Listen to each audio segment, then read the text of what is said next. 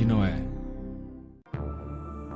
Antes do dilúvio, a sociedade pervertera-se tanto que Deus decidiu destruir a terra. Então disse Deus a Noé: o fim de toda a carne é vindo perante a minha face, porque a terra está cheia de violência, e eis que os desfarei com a terra.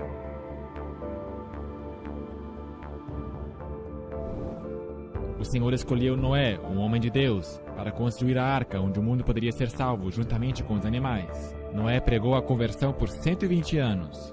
Entretanto, apenas 8 pessoas renderam coração a Deus e entraram na arca. A chuva caiu e as pessoas procuraram por um lugar mais alto. Se agarraram na própria arca. Mas o anjo do Senhor havia fechado a porta da arca por fora, e ela não poderia ser aberta. A graça havia terminado e era muito tarde. A morte e a destruição cobriram a terra, porque as intenções e pensamentos dos homens eram maus continuamente. Deus havia enviado o convite, mas eles não haviam aceitado. Era o julgamento da humanidade. Todas as fontes de água se romperam e as janelas do céu se abriram, e choveu na terra por 40 dias e 40 noites. Assim Deus destruiu todo o ser vivente que havia sobre a face da terra. Deus salvou seu povo do dilúvio, mas tiveram que permanecer por 1 ano na arca, até que as águas do dilúvio recuassem e a vida pudesse começar outra vez. Noé e sua família estavam ansiosos para deixar a arca. Ele ofereceu um sacrifício ao Senhor, e este colocou um símbolo de sua aliança no céu, que nunca mais destruiria a terra com um dilúvio, o arco-íris. A Bíblia nos diz onde a arca de Noé repousou. A arca repousou sobre os montes de Ararat. Mas o que são os montes de Ararat hoje? O nome Ararat, como aparece na Bíblia, é o equivalente na língua hebraica de Urato, antiga nação ao sudoeste da Ásia, mencionada em fontes assírias do início do século 13 a.C. Esta área inclui parte da Turquia Oriental, bem como do Irã. Moisés não estava falando de uma montanha específica. Quando ele escreveu Gênesis, ele se referia a um país, Urato. Assim, a Bíblia diz que a arca repousou nas montanhas de um país, de Urato. A Turquia Oriental, cruzando o vale do Monte Ararat, é o local que visitamos. Esta área foi fotografada em 1959 por ocasião de uma pesquisa. Posteriormente, o turco militar Duru Pinar observou o objeto em forma de barco nessas fotografias.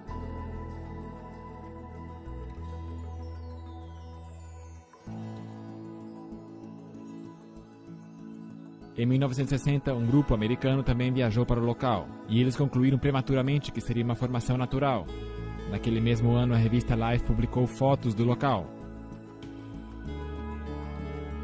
No antigo registro de civilização de Beroso Caldeu, ele diz que ainda há parte desse barco na Armênia, ao pé da montanha dos Codieus, e que algumas pessoas levam pedaços de betume, que arrancam e usam principalmente como amuletos para espantar males.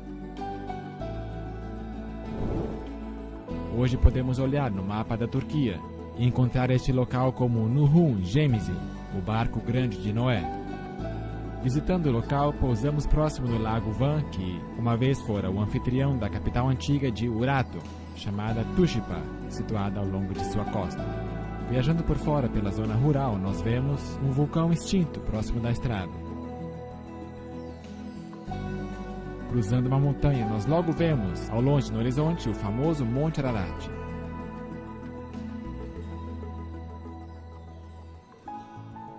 Na sombra do Ararat está a cidade de Dalgi Buzati, local que atravessamos enquanto fomos em direção à arca.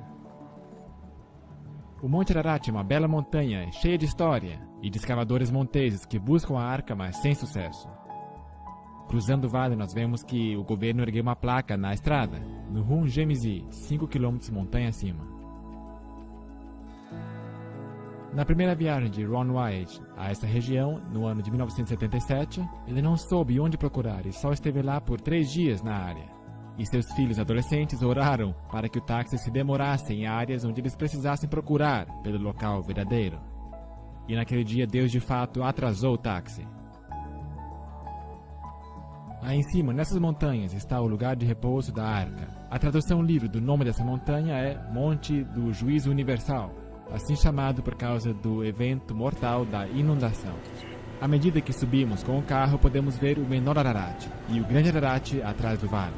Ambas são montanhas vulcânicas, pós-diluvianas, que não estavam no mesmo local durante a inundação. Na verdade, seria o último lugar onde as pessoas deveriam procurar. Finalmente chegamos à arca. Observando da popa até a proa, podemos ver o esboço em formato de um barco. Ele tem uma popa arredondada e em frente um arco pontudo. A forma simétrica é uma evidência de que se trata de uma estrutura artificial. Ron White fez um total de 24 viagens até aqui para conduzir testes e pesquisas nesse objeto. Fotografias tiradas em tempos diferentes do ano realçam características diferentes do barco.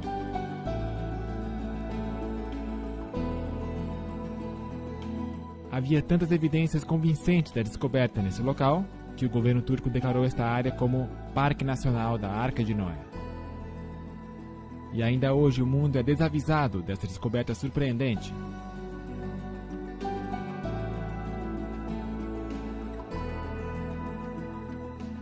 Usando o programa Google Earth, podemos ver a imagem de satélite do local da arca e também do centro de visitantes ao lado, erigido pelo governo turco.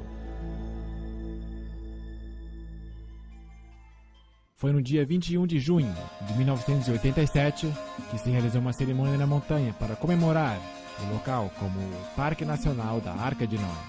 Autoridades do país se reuniram para partilhar o pão e prestigiar essa descoberta maravilhosa.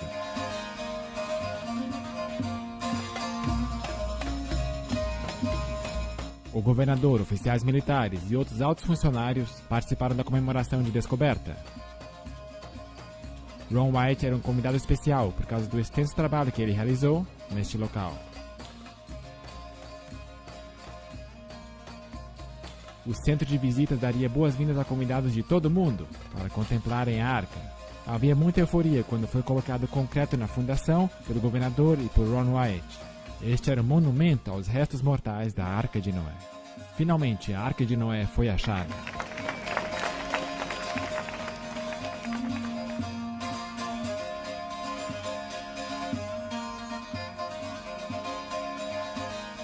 No dia seguinte, um artigo foi publicado no jornal de maior circulação da Turquia, publicando que o grande barco de Noé estava aberto para o turismo. Agora, entremos no centro de visitantes para ver as evidências informativas à mostra. Estão reunidos várias fotografias e diagramas para mostrar as importantes características da arca. Artefatos da arca também estão à mostra, incluindo madeira petrificada e fósseis marinhos da área, indicando as pistas para a grande inundação.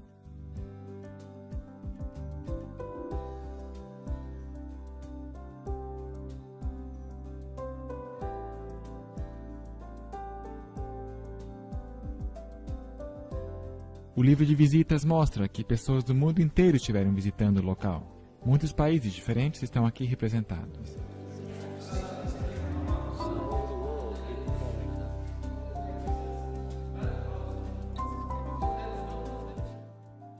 Hassan tem trabalhado no centro de visitação desde sua fundação. Ele tem morado a vida inteira numa aldeia aqui na montanha, um pouco acima da arca, e tem muita história associada a ela. A fotografia dele apareceu no jornal de Knoxville, Tennessee. Assim, o nosso grupo trouxe uma cópia plastificada para ele. Hassan nos conta agora sobre um fenômeno interessante que aconteceu sobre a arca. Em 1948, houve um terremoto à noite, e quando acordamos pela manhã, vimos que a terra fora removida, e vimos a estrutura em forma de barco. Também depois daquela hora vimos uma luz que nós pudemos enxergar naquela noite, na vila. Quando olhamos para o local da arca, as pessoas pensaram que aquelas coisas eram santas. E quando eles foram até próximo da arca, a luz havia desaparecido, não puderam ver mais nada. Depois daquele terremoto, eu vi a formação do barco e em cima, na minha opinião, uma combinação de luz verde e amarela e meio avermelhada. E várias pessoas na vila dizendo que era um lugar sagrado, que havia ouro, que nós deveríamos ir lá e escavar. Quando nós finalmente chegamos à arca, não pudemos ver mais a luz. Depois que o governo confirmou que aquela estrutura era o barco de Noé, a luz desapareceu.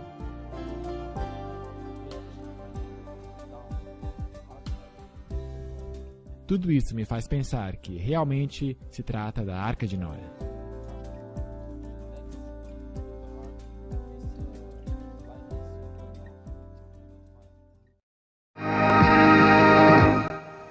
Do you believe Noah's Ark actually existed? Could the legend that sounds like a fairy tale really become proven fact? Well, the search has been going on since biblical times. And in a moment, you're going to meet some people who are positive they have found the Ark. Now, we know such claims have been made before. But a few months ago, these people came to 2020 with some new and intriguing scientific findings. We followed them to the mountains of eastern Turkey. And what you'll see is a bizarre adventure with a host of unlikely characters. Tom Gerald's story takes many twists and turns. That's the seductive beauty that brings them here, snow-capped Mount Ararat. The explorers looked for the Ark there since that's the highest point around here. And as the floodwaters receded, presumably that's where it would have landed. But the Bible describes the mountains of Ararat, mountains plural. Is it possible that the Ark came to rest on one of the smaller sister mountains to Ararat? The boat-shaped site was first found and photographed by a Turkish army captain back in 1959. It was quickly explored and dismissed as a freak of nature. But Wyatt, an amateur archaeologist, rekindled interest in it a few years ago. He brought in Dave Fassel, a marine salvage expert, to assess it. The Doomsday Mountain team brought in some high technology to explore the oldest legend of man. They began scanning their site with a molecular frequency generator. It's a device used by surgeons to pinpoint cancer tumors, and it's been used by Fassel to locate underwater treasure. This time, the molecular frequency generator began to pick up a unique pattern of iron lines beneath the earth. Okay, bring that one up. They began placing ribbons along those lines. The finished shape, outlined by the ribbons, was that of a huge ship, the approximate length and width of Noah's Ark, as described in the Bible. The fascinating field of ribbons soon attracted higher academic interest. That looks like iron. Okay. Dr. John Baumgartner, a physicist with Los Alamos Laboratories, sent samples back to the lab for analysis and confirmed that the metal they were tracing with the ribbons was indeed iron. With the width and the length known, the only remaining question was depth. By locating the depth of the hull, they could determine if the boat-shaped object had the cargo capacity described in the biblical Ark. To resolve this final issue, Wyatt and Fassel brought geologist Tom Finner to Turkey with his company's heavy-duty subsurface radar equipment. Gear like this located the black box cockpit recorder on the floor of the frozen Potomac River after the Air Florida crash. Suppose this rock were a foot or 2 feet underground. Would it give you a reading as to where that was? Could you locate it? Yes, we could. Is it possible that there will be a moment at which you'll say, this is a man-made object? The symmetry of the feature suggests it's about. I hope to prove that the underground structure is in fact that of a boat. It was here, several miles short of the boat-shaped site, that a waiting game began for Finner and the others. The party needed a final go-ahead from the Turkish government to complete their probe of Doomsday Mountain. Yeah. Anyway, we're going to hang in like smell on a skunk till there's nothing left to get this done. Hang in like the smell in a skunk. The Turkish government stopped the exploration. What now? Since we were there, Barbara, things have cooled down, and they've sent their own team of scientists in to take a look at this site. It's a very fascinating location. Radar de penetração no solo foi utilizado para ver o que tem dentro da formação. Os traçados criaram um quadro das madeiras debaixo da terra. Este diagrama nos mostra alguns dos elementos estruturais da arca, incluindo padrões paralelos e repetidos, indicando a formação antropogênica. De fato, há algo além de pedra nessa formação. Um dispositivo de radar desenvolvido por um grupo de pesquisa de geofísicos em Hudson foi utilizado na montanha. O dispositivo é chamado de SIR e é utilizado por companhias de exploração de energia para analisar o que está abaixo da superfície do solo. De acordo com o SIR, esses dados não representam geologia natural. É uma estrutura feita pelo homem. Essas reflexões acontecem muito periodicamente para ser estrutura natural fortuita.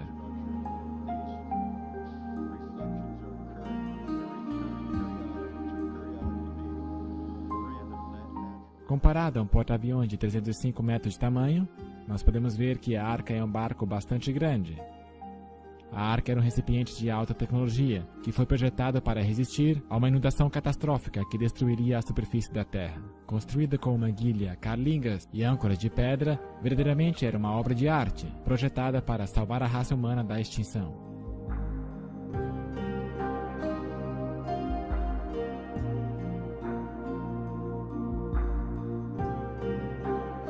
Bíblia nos fala que a arca era de 300 côvados de comprimento, e a formação da arca foi medida em 156,9 metros de comprimento, que corresponde a exatos 300 côvados egípcios. Moisés, ao escrever a narração de Gênesis, era acostumado a usar o côvado egípcio, que é maior e tem aproximadamente 52 centímetros. A Bíblia menciona um côvado mais antigo, um côvado segundo a primeira medida, isto é, o côvado egípcio, que foi dividido em 28 dígitos, compondo a vara do côvado. Muito tempo depois, o côvado hebraico, de 45,7 centímetros de comprimento, foi criado e adotado. No Monte Megido, em Israel, os portões de Salomão podem ser medidos em exatamente 6 côvados egípcios, uma completa evidência do uso do côvado egípcio posteriormente. Qualquer pessoa pode ver facilmente o esqueleto da estrutura de materiais perto da popa ao lado direito da arca. Isto era parte da superestrutura da arca. Muitos navios hoje são construídos do mesmo modo. Aqui nós podemos ver frisuras verticais, que correm perpendicular ao fluxo de lama, indicando formação artificial ou antropogênica.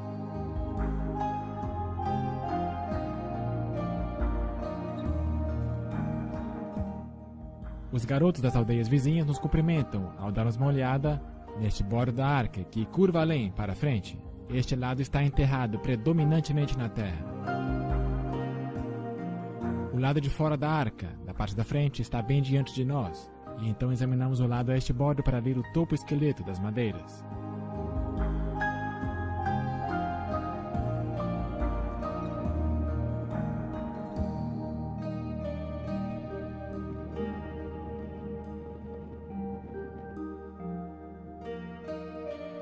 Ao longe, nós podemos ver o Monte Ararat e o Ararat menor à direita. Nós agora nos movemos para o bom bordo da arca, perto da popa. Este lado é menos conservado, mas podemos enxergar um esqueleto de madeira que chama a atenção. Foi preservado formosamente e reteve a curvatura do casco. Daqui nós olhamos mais adiante para a frente da arca e podemos ver uma perfuração grande que foi feita em 1960, quando o primeiro grupo americano veio aqui inspecionar o local. Estamos agora na área mediana da arca e nos movemos para o interior do bombordo, onde podemos ver 4 saliências horizontais seguidas. Elas são organizadas em um padrão regular, indicando construção artificial. Estas teriam sido madeiras horizontais, de apoio para o piso, estendendo-se em direção ao meio do piso. Na popa nós podemos ver a forma simétrica do barco, inclusive a saliência longitudinal, onde as cobertas teriam se desmoronado em cima de outro monte. Continuando a inspeção da popa, podemos ver 5 objetos seguidos ao longo da área a bombordo do interior do piso. Estes foram medidos a intervalos regulares e parecem ter sido postes verticais que teriam apoiado o piso.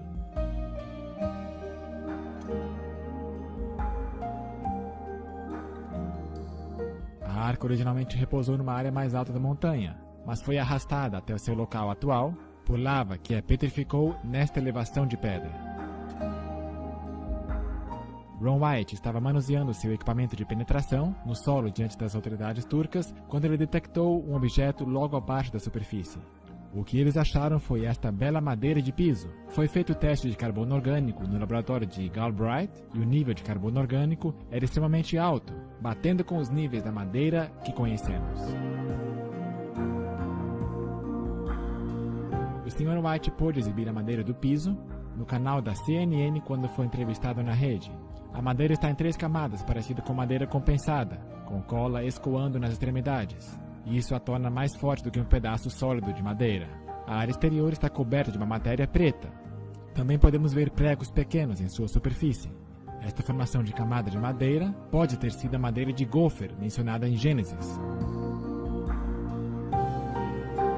Pouco acima do local da arca está a aldeia de Uzengile. Seu antigo nome era Nazar, pronúncia semelhante a Nizir, aldeia que o babilônico Beroso descreveu como estando perto do local da arca. Flávio Joséfo, no primeiro século, disse: seus restos podem ver-se até hoje junto a seus habitantes. Isto significa que a arca estaria em um local acessível.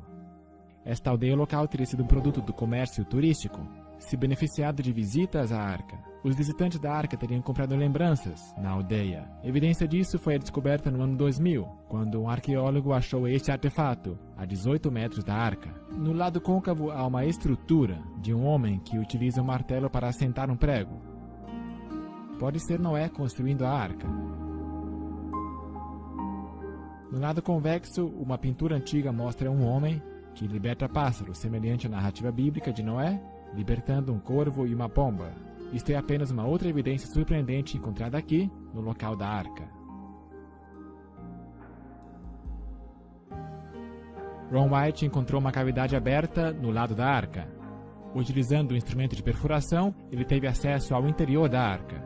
Evidência atordoante foi obtida do interior do navio.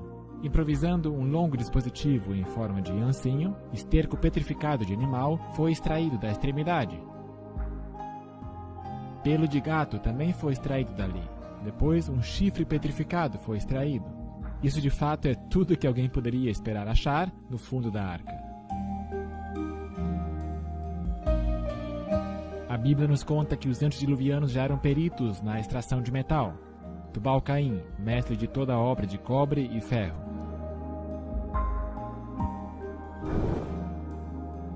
Este rebite grande de metal foi encontrado por Ron White no local, quando levou uma excursão para lá em 1991. O centro da haste foi golpeado enquanto estava quente, de forma que prensou a arruela em sua posição devida. Resultados de testes mostram que a haste tinha 8% de alumínio. Metal em sua forma pura metálica feito pelo homem. Isso é mais uma evidência da natureza antropogênica do achado. Os céticos disseram que Ron White estava mentindo sobre a prova, mas será que ele realmente estava? Quando o grupo da arca, Discovery International, chegou ao local da arca, eles usaram detectores de metal para localizar artefatos de metal na arca. Isto é um pedaço de metal que tinha sido uma arruela circular nos seus dias melhores. Foi achado próximo da arca. Uma amostra disso foi levada ao laboratório de Galbraith, no Tennessee, e os resultados foram impressionantes. Tinha 8% de alumínio, a mesma proporção do teste anterior de Ron White. E esse teste também mostrou uma quantia pequena de metal de titânio, que nesta forma também é um material fabricado pelo homem. O grupo da arca Discovery continuou suas análises e localizou outro artefato no local de este bordo. Uma porção disso também foi enviado ao laboratório de Galbraith para ser testada e sua composição metálica outra vez ser comprovada. Os resultados foram incríveis. Havia 8% de alumínio e 1,3% de titânio, mais 3,8% de magnésio, tudo indicativo de que a formação da arca é uma estrutura artificial. A Enciclopédia Britânica nos diz que, por causa de sua atividade química, o alumínio nunca aparece na sua forma metálica na natureza. Esses componentes particulares de metal são evidências poderosas que o local é uma estrutura artificial com material de alta tecnologia, consistente com o que deveríamos encontrar na Arca de Noé.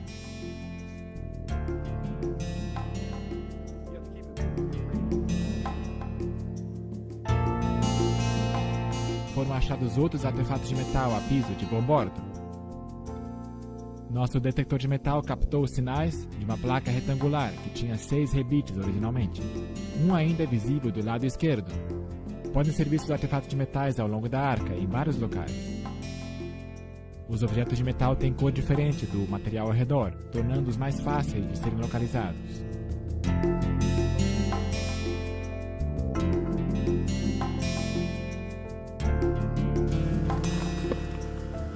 Na porção exterior da arca, ao nível mais alto, nós podemos ver este objeto que parece ser um chapéu de metal em cima de um poste vertical. Tem uma impressão de X modelada no centro. O lado esquerdo do chapéu está perdido, mas o topo e este lado mais próximo ainda estão fixos no poste. A impressão de X é indicativa de uma estrutura artificial com ângulos de 90 graus. A nossa segunda parada de táxi é a aldeia de Kazan. Um pouco abaixo, no Vale da Arca de Noé, nós prosseguimos para a aldeia de Kazan, onde porções do sistema direcional da arca foram deixadas, permitindo que flutuasse mais livremente. A aldeia era conhecida como o Lugar dos 8, chamada assim possivelmente por causa dos 8 sobreviventes da inundação. Esta é a primeira área onde Noé e sua família teriam vivido depois do dilúvio.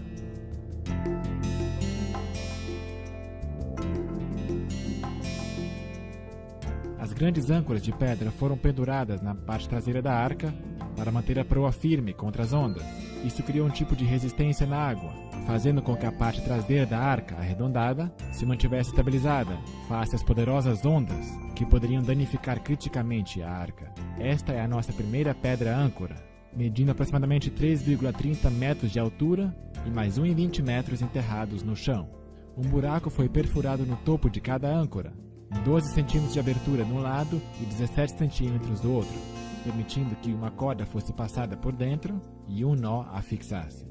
Foi projetada para ser erguida quando estivesse na água, quando pesaria menos, impedindo assim que o topo se quebrasse.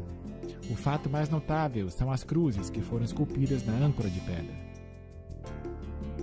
Bem cedo, os cristãos passaram por esta área e reconheceram os objetos como artigos bíblicos da arca. Eles esculpiram então cruzes nessas âncoras de pedra, representando Noé e sua família.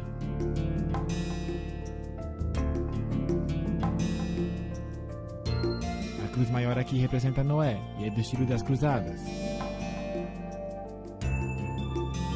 A forma de diamante sobre a cruz era o sinal de Nimrod, quando ele estava vivo. O diamante representa a arca, a linha vertical, o caminho para o céu, com a linha transversal representando o céu. Âncoras de pedras menores podem ser encontradas perto do Mediterrâneo. Esta é uma das maiores que você verá fora da área da Arca de Noé. A próxima âncora de pedra está enterrada parcialmente no chão, com 5 cruzes. A cruz maior representa Noé, a próxima menor, a Senhora Noé, e as 3 menores são os filhos de Noé.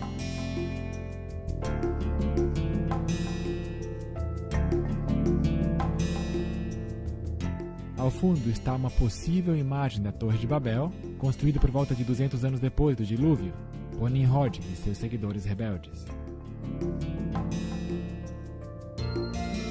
Esta pedra particular tem 7 cruzes. A 8ª de certo foi removida em algum momento da história. Esta pedra tem uma cruz grande que representa Noé. A próxima à esquerda no fundo seria a Senhora Noé, e as 3 próximas menores representam os 3 filhos, e as 3 ainda menores representam as esposas dos filhos. Não há nenhuma escultura nessa pedra, mas tem um buraco perfurado no topo. Foram achadas outras pedras enterradas, mas não estão com nenhuma inscrição. Esta pedra teve um buraco perfurado no lado esquerdo, e à direita podemos ver inscrições talhadas em um idioma desconhecido. Vândalos quebraram esta pedra no topo. Também foram esculpidas cruzes nessa pedra.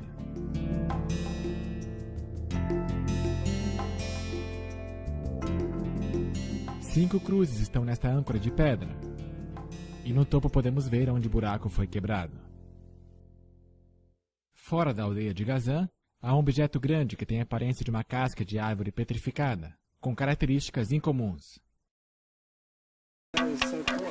As far as we know, there's nothing else like this anywhere. Nobody's ever... My goodness. It's got crosses that are very faintly carved on it. You got a big one here. You got a small one right there. One here. One here. They're harder to see over here. And this is petrified wood? Well, It looks like it, Ron doesn't it? said he thought it was petrified Bark. tree bark. Right. If you look at the... You ever seen... It looks like a little bit like pine bark. It sounds like metal. Why would the anchor stone be wood? This isn't an anchor stone. Oh, I see. This was just like something that was on the ark, right? I believe. Well, Ron theorized that this might have been the or part of the cover. You remember at one point it says, and Noah came out of the ark and he took the cover off, or he threw the cover off. And of course that's just speculation. We don't have a way of knowing, but this is a rather unique thing. It has the appearance and the texture of some kind of a bark, but you know, it is stone. That is the cross. Right? That is the cross. There you go. That is incredible. It has a very hollow sound. Very hollow. It sounds like metal. But it's just a Well, it's just that's its harmonic ring. right. Yeah. Harmonic resonance. You're right. Yeah. But there's not many stones that do that. That's true. With the sun coming out. There's, well, I think there's 8 crosses on it. We've been able to find 7. I think there's an 8th one up there, but it's... Nossa próxima parada de táxi é a casa de Noé, em Kazan. Esta foto foi tirada em 1977 por Ron White, mostrando as paredes da casa de Noé. Desde então, todas as paredes foram derrubadas por caçadores de tesouro locais. Na parte da frente havia esta lápide grande. Na lápide estava um desenho de 8 pessoas e um barco em uma onda. A segunda maior pessoa estava olhando para baixo com os olhos fechados. Isso indica que esta era a lápide da senhora Noé. Depois que Ron White mostrou essa lápide a alguém, essa pessoa contratou outros para exumar o sarcófago de 5,4 metros da senhora Noé. A sua depressão no chão ainda é visível hoje. As joias dela foram depois vendidas no mercado negro por milhões de dólares. Estendendo-se para fora da casa de Noé, está este cercado de pedras para conter os animais. Em Gênesis nós lemos que Noé trabalhou no campo e, nesse caso, podemos ver a detenção de animais. Algumas cercas são mais proeminentes que outras, mas elas estão todas em linhas retas. Além, atrás da casa de Noé, há este altar grande, que foi usado para sacrificar animais a Deus. Tem aproximadamente 3 metros de diâmetro e tem a forma de um cubo.